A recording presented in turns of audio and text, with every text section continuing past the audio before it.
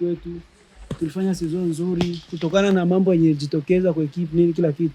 Namshukuru Mungu kwa hilo. Kugera kuri navuga ngo journée ya nyuma bikigoranye kuri equipe mutarabasha kubona qualification, umukino wanyu na Kiyovu ari umukino umeze gute? Ilikuwa ni match ngumu. Nadhani kila mtu aliona hiyo match, ilikuwa ni match ngumu sana. Lakini tunamshukuru Mungu kwa points moja kwa sababu sisi tulikia tunatafuta double chance. Tunamshukuru Mungu kwa hiyo points moja imetuwezesha kwa qualifier. Nk'abakinnyi wabonye muri no season bagize competition bakinnye neza muri Rayon Sport nka batatu. Muri Rayon Sport?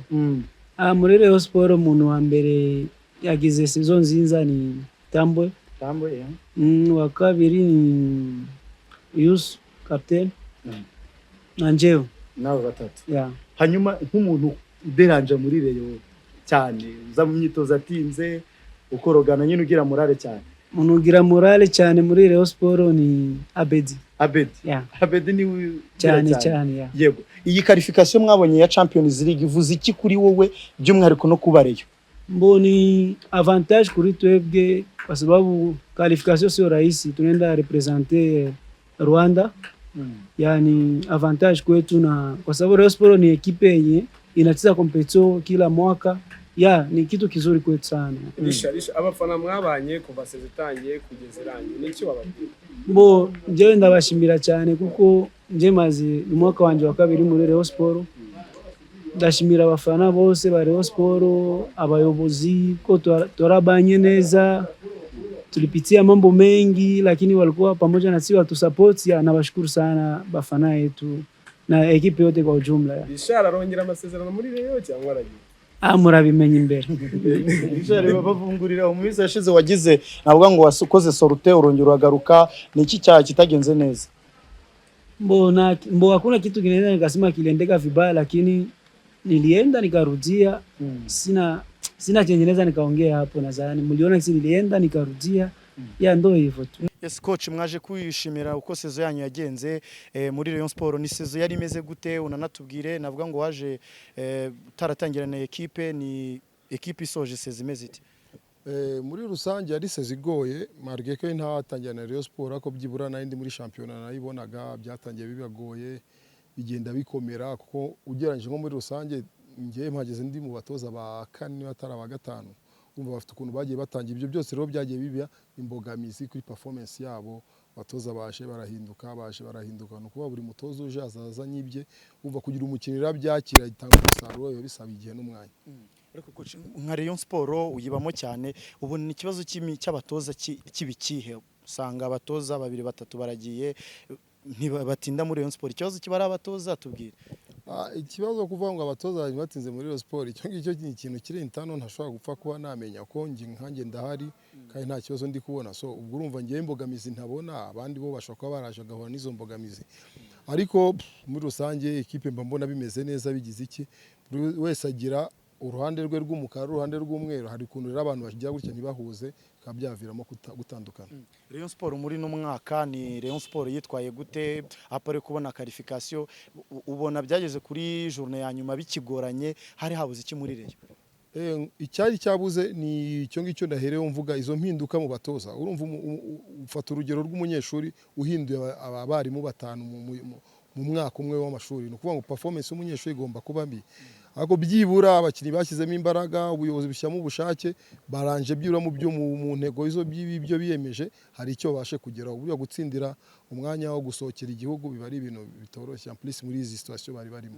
Nashakaga comment yawe kuri navuga ngo ku action yabaye muri match ya Kiyovu nk'abiri action y'ibitego wabonaga Kiyovu ishobora kubona abakinnyi banyu bitwaye gute mu buryo noneho bwo kudefanda mu gice cya kabiri cy'umukino? Ama action yagiye aboneka mu mukino nge nk'umu sportif na ama action asanzwe ko nta kintu kiba kidasanzwe cyabaye mu kibuga. Ariko hari nka action ya Emery yakoze ni impeccable quand même. Urebye igihe yabonekeye situation equipe yari irimo byari bisa nkaho bigoye. Nukuvuga ngo ko rero sauvetage bari ikintu gikomeye cyane wabonye naho uburyo yishimiye bagenzi b'ubuntu baje kumushyigikira nuko yari akoze ikintu cy'agaciro. Urebye reaction Emery nge na ivuga ko ibyo Rayon Sport yateguye mu mwaka byose iya situation ya Emery niyo yasove ibintu byose kuko hari amasaha cyahitagiye kijyamo we never know wenda hari no kuza kuboneka ikindi cya Kiyovu bikaza kuba bya bari bindi bintu. ya hari n'indi y'akabanki urumva no kuvuga ngo iriya rero ikikerekana determination abakinnyi bafite ishyaka bafite wumva morale bafite ibintu biyemeje bashaka kuza kugeraho so urese aba ari umurinzi wa mugenzi we je ndi iki ngiki uyu ngo aze kukinsova njyaho ntameze neza mugenzi wanjye hambere nibyo byaranze Rayon Sport mu minsi ya nyuma buri wese yakoreraga Rayon Sport ubona ko iryo shyaka rirahari umuntu afite ikipe arashaka agira hana yigeza byibura ayivana hayigeze ku rwego rumwe navuga determination yanyu nk'abatoza partnership yanyu hari abantu bavugaga bati batoza babiri baraje basanzemo Romami ntago bari bwakorane neza muri gukorana mute noneho na Romami no dukorana neza kuko ururimi rw'umupira ni rumwe burya ikintu umupira w'amaguru uri clear usobanutse abantu bose bumva ibintu kimwe kandi baba babona ikintu kimwe ntago mwahabona ibitagenda neza ngo umwe abone ko bigenda neza burya abantu bose bashyize hamwe en plus Romami ni umuntu baye muri Rayon Sport imyaka myinshi yarayikiniye nuko iyo esprit nawe arayifite icyo ashaka guha Rayon Sport so kuza abonye abandi bantu baza kumutera intege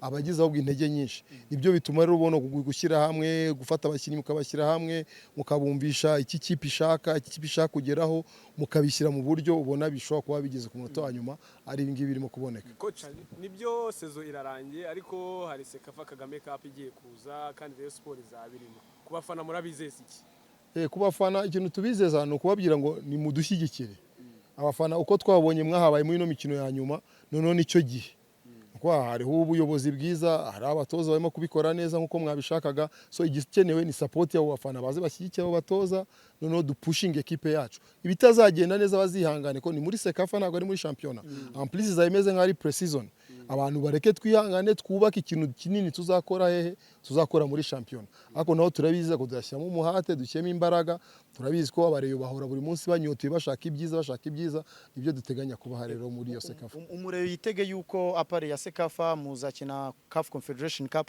yitege ko yamatsinda ahora avuga yakongera Rayon Sport ikasubiramo iyo urumva iyo Sekafa yaje niho byubakirwa niho twubakira ibyo bijya mu matsinda Sekafa ikagenda neza abakinnyi bakagiramo forme championnat ikaza bikagenda neza akajyamo forme nuko ngo uzamuka ku rwego ruri elite kuri Confederation none abantu bose bahiye bameze neza aho ngaho watangira kwizera ibyo ngibyo by'amatsinda dusoza ni Rayon Sport izameze gute muri Sezita ni Rayon Sport izabikomeye kandi iryoshye ubutumwa nagenera abayereyo nuko bajya mukunda ikipe yanyu muyishyigikire haba nijoro haba ku manywa haba mu mvura haba ku zuba ntimwite kubibaca intege cyangwa ababacamo ibice ubacamo igice nuko ashaka ko Rayon Sport idatera imbere kandi wowe umukunzi wa Rayon Sport icyo ushaka ni iterambere rya Rayon Sport itenga kurinde cyakurinde nuko mushyire hamwe mushyigikire ikipe yanyu izagera kure muri kumwe nayo we Ambrefu uri kamati yayo cha kwanza tunamshukuru Mungu sezo ilikuwa nzuri malgré kulikuwa mabitu atuwe tunaendeka me tunamshukuru Mungu kwa hivi tena tulimaliza tena naonera tunamshukuru Mungu. Ukifuata hizi sezo ilipitikana we ni vitu gani vizuri venye uliona mu Rayon Sport na vitu gani venye vibaya unaona vinaanza kusoka mwaka kesho? Mimi naona sikuone kibaya kwa equipe ya Rayon Sport me nadhani tulipitia vitu mingi, tulipitia difficulté tulipitia mabitu mingi vilikuwa binaendeka kwa equipe me tunamshukuru Mungu kwa hivi tulimaliza tena na nguvu tutakontinue tena na kuweka nguvu sezo inaanza. Mwaka kesho mnacheza Confederation. Uko na objectif gani sasa mtu mwanaweza rudia Rayon Sport? Tuko najipanga na gisi kocha mpya alikuwa iko sawa. Nadhani mwaka kesho tutafanya vitu vikubwa kuzidia hii mwaka tunapitia. Ukiona gisi sezo lipitikana, joueur gani unaona alijipana kuzidia bangine na kitu gani kinaweza msema kule joueur? Nadhani Elishara alijituma Abudi na mimi.